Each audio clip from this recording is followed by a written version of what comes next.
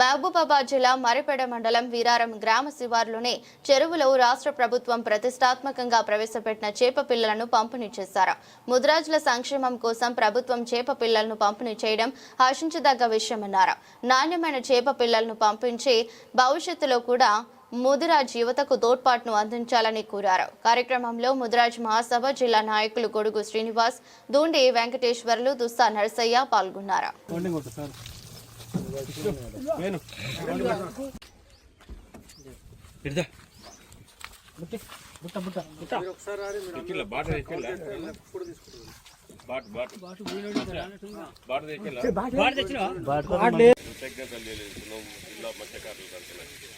ఇదే విధంగా అన్ని చర్యలకి వచ్చేటట్టు మీకు రుణపడి ఉంటుంది. కౌంట్ కూడా అదే కౌంట్ రావాలి.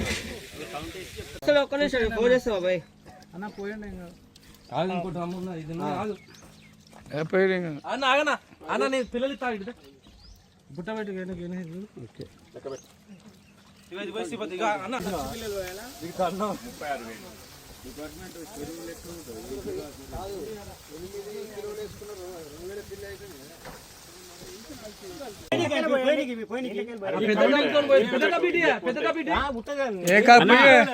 అన్న 2 కేజీలు అవి అన్న ఇది వరకేనా అన్న కొంచెం వెనక జరగండి.